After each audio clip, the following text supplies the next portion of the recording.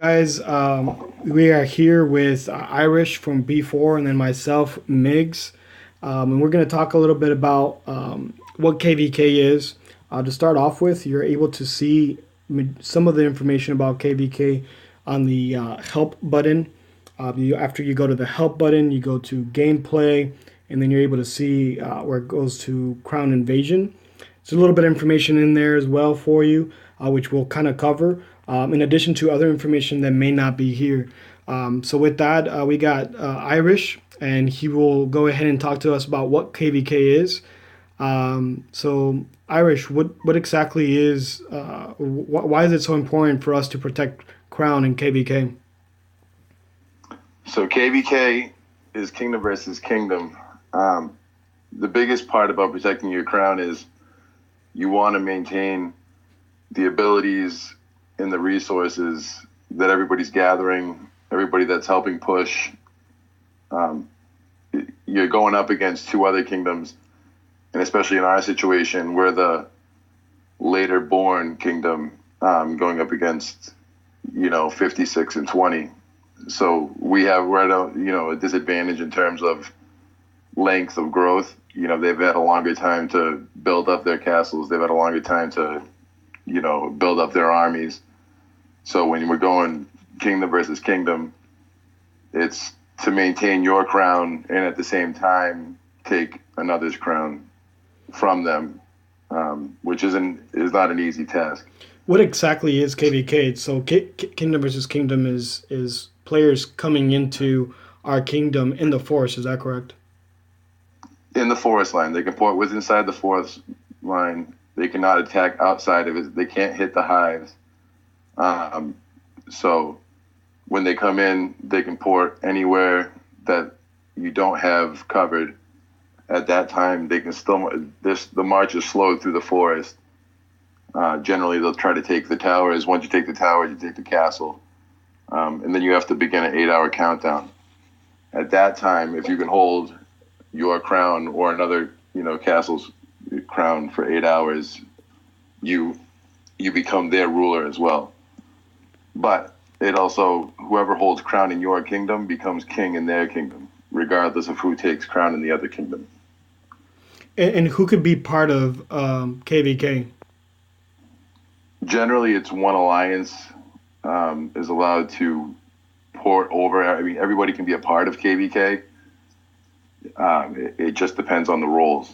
There's, the smaller guys aren't going to be able to participate in rallies and reinforcing, with lower level, tier troops, as much as larger guys are. Somebody who has an 800,000 rally capacity is going to be much more useful than somebody who has a 200,000 capacity. But every player, either small or large, can play a part. It's just what part will they play? So in our reality, and we've talked about this in the past, where we have obviously castle levels of 19, of 22s, and of course 26 and 30s, and each one has a different role in our reality. All of them are needed in such battles. Some may not, go face to face to say it like that against another player, but they still are a vital role or vital part of the KvK situation. Is that correct? Absolutely. The more players to have, the better. The more you can fill up the forest, the more you control the environment, the better you can strategize. If you're going to take, two kingdoms where you don't know anything about the players, you don't know anything about, how they do things, you don't know how skilled they are, how unskilled they are, how knowledgeable they are, you want to make it it's essentially controlled chaos. You're putting X amount of control into a situation that has, unknown variables. So if you leave 4 spots open, you want to make sure that you put the correct people around those 4 open spots. Because if it's, a castle now that, 30 through 35 is open, if a level 30 or above castle ports in, there's not much, anything under 26 is going to do about it. And I know So everybody plays a part. and I know that we talked about this as well, but the importance of putting one tile in between one castle and another and try to maximize our area, which is kind of like what you're talking about, making sure that we're able to, if we're going to leave an open spot, be strategic about it, and of course, if that's at all possible, to be able to cover the as much as possible with the forest. That's the reason why one TK, RIP, and B4 are all joining together, and to for the bigger cause of which is KvK, and try to cover as much of the forest as we can, but at the same time, when leaving certain spots open, if which is most likely the case, in a strategic way, so that we're able to attack them a whole lot better, but them not attacking the center, which is so they could get the crown. Is that correct? Absolutely. You want it to be so that you control the situation. When they pour it in, you want to know that you have the ability to have, the top rally capacity leaders in your kingdom with, the top tier boosts, and the top tier troops hitting these guys. People can come in, and even a 26, if you have a 26 with a 500,000 T9s, just their troops, and they have 350,000, Rian, right?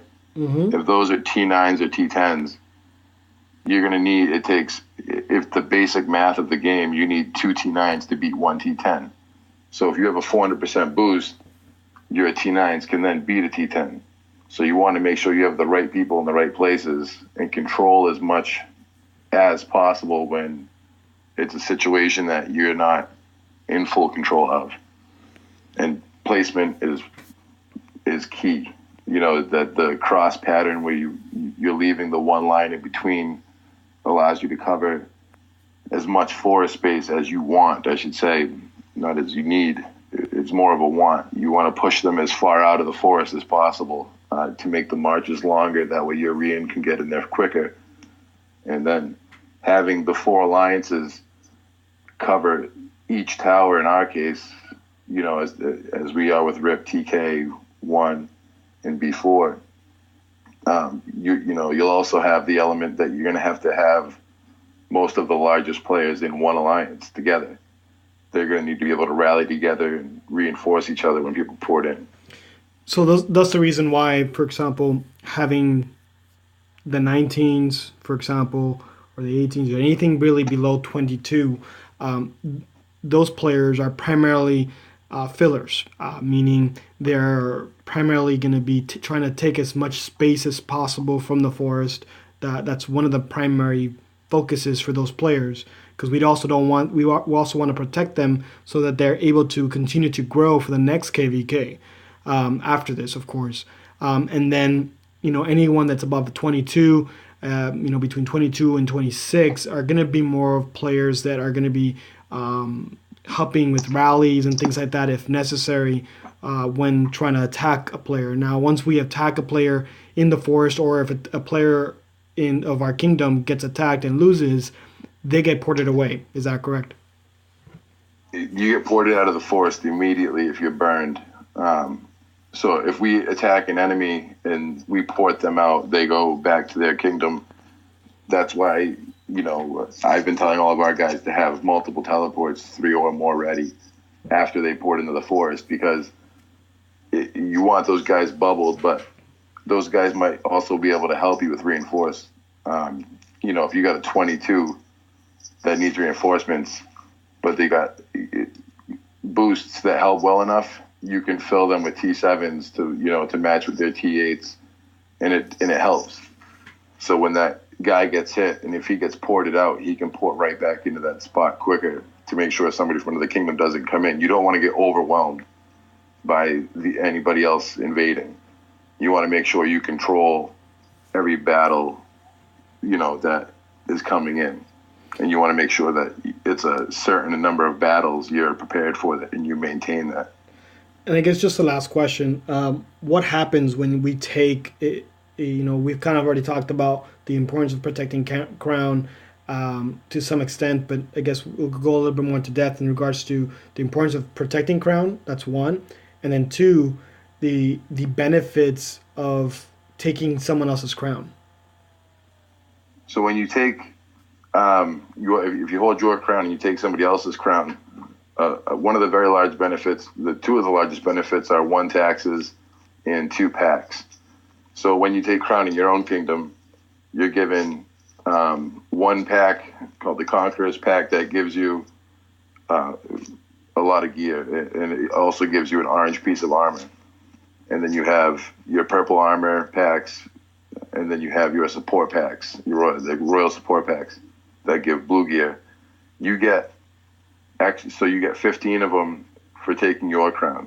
For every additional, kingdom you take over, you get a whole set again. So you can go from giving out, do the math, right? What is it, 30 packs? So if you take another kingdom, you got 60 packs, and you can give at that point two people orange, a piece of orange armor.